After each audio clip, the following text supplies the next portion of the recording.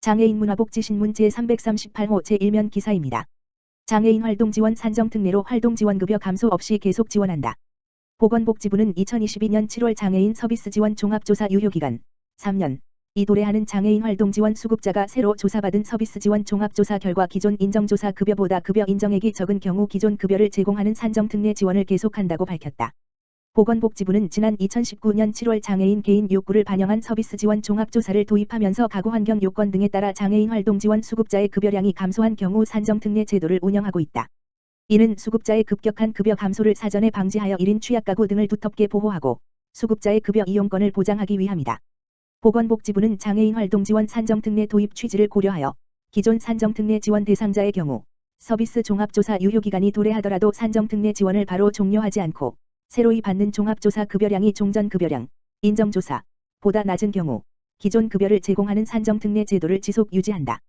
다만 종합조사 결과 종전의 1인 취약가구 등 추가급여 요건에 해당하지 않게 된 경우 해당 급여는 제외하고 지급한다.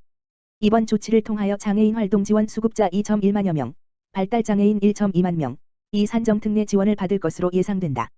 보건복지부는 산정특례 지속 지원을 위해 2022년 장애인 활동지원 사업 안내 지침을 개정, 오는 7월 1일 금부터 시행 예정이며 세부적인 사항을 지자체, 국민연금공단 및 유관기관에 미리 안내하여 장애인의 서비스 이용에 불편함이 없도록 할 예정이다.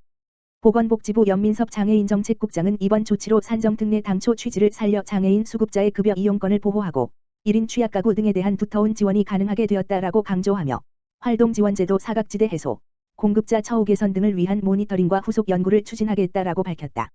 장애인 체육활동 참여를 통한 의료비 절감 및 사회경제적 효과 입증. 대한장애인 체육회 회장 정진원은 지난 2021년 장애인 체육활동 참여의 의료비 절감 및 사회경제적 효과 연구를 실시하였으며 연구 결과 1인당 약 21만 5,300원의 의료비 절감 효과와 1조 4천억 원의 사회경제적 효과가 있는 것으로 입증됐다. 이번 연구는 경제 및 의료 분야 전문 연구진들이 포함된 성균관대학교 산학협력단과 함께 수행하였으며 2009년부터 2019년까지 장애인 35만 2,280명과 비장애인 141만 2,818명, 총 176만 5,098명의 국민건강보험공단 건강검진 및 진료 이용 자료 결과를 비교 분석한 결과이다. 연구 결과 장애인의 체육활동은 고혈압, 당뇨병, 뇌졸중 등 주요 11개 질병에 대한 예방 효과가 발생하며 남자 장애인은 2.41, 비장애인 0.841, 여자 장애인의 경우 2.191, 비장애인 0.851에 해당하는 의료기관 이용 감소 효과가 나타나 비장애인보다 의료 서비스 이용 빈도 감소 효과가 큰 것으로 밝혀졌다. 의료비의 경우 1인당 약 21만 5,300원의 절감 효과가 나타났다. 또한 동 연구에서는 산업연관 분석기법 및 한국은행 가계동향조사 결과에 의거해 장애인 체육활동 참여에 따른 생산성 유발 효과, 취업 유발 효과, 고용 유발 효과, 부가가치 유발 효과를 연구한 결과 총 1조 4천억 원의 사회경제적 효과가 있는 것으로 분석됐다. 한편 대한장애인 체육회는 이번 연구의 핵심 결과인 의료비 절감 및 사회경제적 효과를 시도 장애인 체육회 및 경기단체 등 유관기관에 적극 홍보해 장애인 체육활동 참여를 지속적으로 확대할 계획이며 이를 통해 지난해 20.2%, 2020년 24.2% 대비 4% 감소를 기록한 장애인 생활체육 참여율 또한 다시 상승할 것으로 전망하고 있다. 장애인 정책 종합계획 수립 추진단 첫 기획, 킥오프, 회의 개최. 보건복지부는 향후 5년간 장애인 정책 방향 수립 및 추진 과제 마련을 위해 장애계 학계 정부가 참여하는 제6차 장애인 정책 종합계획 2023 물결표 사인 2027 수립 실무 추진단 첫 기획, 킥오프, 회의를 5월 30일 개최한다고 밝혔다.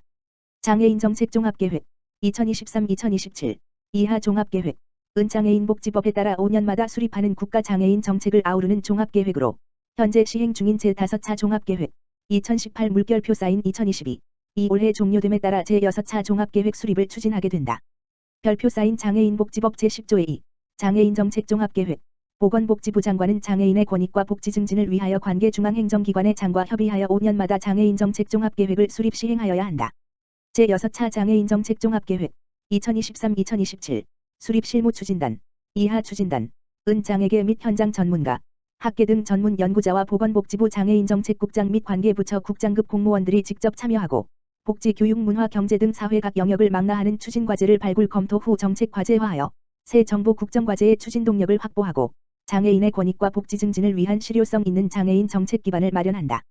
추진단은 각 분과를 조율하는 총괄위원회와 복지서비스, 주거 자립 지원, 건강 등 분야별 10개 실무분과 별표 사인을 구성 운영하고 5차 계획의 객관적 평가를 위한 평가팀도 운영한다.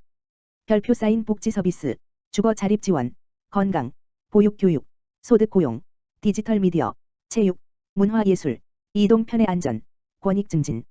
분야별 10개의 실무분과에서는 현장의 소통 창구가 되어 현실적 제약을 극복하는 과감하고 적극적인 추진 과제를 발굴 제시하고, 총괄위원회 위원들은 각 실무분과별 발굴 과제를 검토하여 보완하거나 조정 필요사항에 대해 의견을 개진하고 환류한다. 또한 교육부, 문체부, 고용부 등 장애인 대상 사업을 담당하는 관계부처의 참여를 활성화하여 추진 과제의 실효성과 향후 추진 동력을 확보하는 데 주력할 계획이다. 오늘 추진단 첫 기획, 킥오프 회의를 시작으로 매월 정례 및 수시 회의를 통해 다양한 논의가 진행되며, 추진단 운영을 통해 마련한 6차 종합계획안은 11월 정책토론회를 거쳐 추가 보완하고 장애인정책조정위원회, 위원장, 국무총리, 심의를 통해 확정할 계획이다.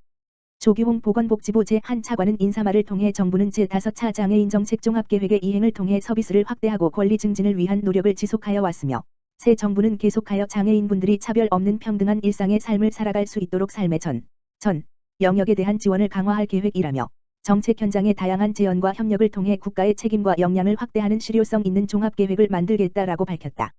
건강장애 학생 심리 정서 회복에 상상력을 더하다.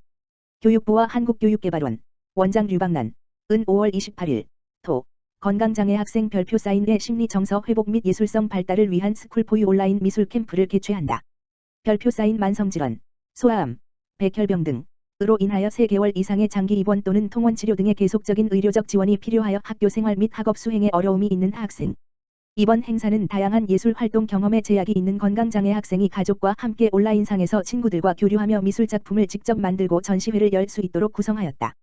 모든 활동에는 학생과 학부모가 함께 참여할 예정이며, 스쿨포유를 이용하는 초중고 학생, 가족 등 270여 명은 사전에 선택한 미술 체험 유형 별표 사인에 따라 온라인 분임을 구성하여 참가자들과 상호 교류하며 미술 작품 만들기 활동에 참여한다.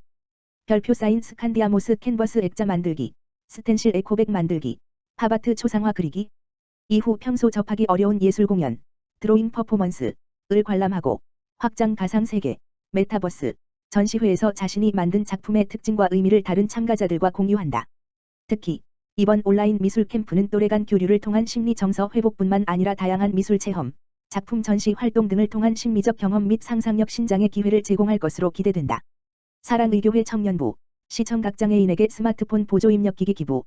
미랄복지재단 헬렌켈러 센터장 홍유미는 사랑의교회 기드온 청년부가 함께 신앙생활을 해오던 교인의 죽음을 추모하며 기부금을 전달했다고 30일 밝혔다. 사랑의교회 기드온 청년부 소속이자 동서울 장애인자립센터 소장인 오병철 활동가 54는 지난 2월 코로나19 증상으로 PCR 검사를 받으러 가던 중 심정지로 사망했다. 오병철 활동가는 고등학교 때 시각장애 판정을 받았다. 이에 사랑의교회 기드온 청년부는 오병철 활동가와 유사한 장애가 있는 시청 각 장애인을 돕고자 십시 일반 후원금을 모아 미랄복지재단 헬렌켈러 센터에 전달한 것으로 알려졌다. 이런 뜻에 따라 기부금은 시청 각 장애인들의 의사소통을 돕는 스마트폰 보조 입력기기인 리보 3세대를 구매하는 데 사용됐다. 미랄복지재단 헬렌켈러 센터는 스마트폰 보조 입력기기 리보 3를 시청 각 장애인 대상으로 제공하고 지난 27일 기증식을 가졌다. 이날 시청 각 장애인 윤세웅 48시가 리보 3를 기증받았으며 남은 2대는 추후 리보 3가 필요한 시청 각 장애인들에게 제공될 예정이다.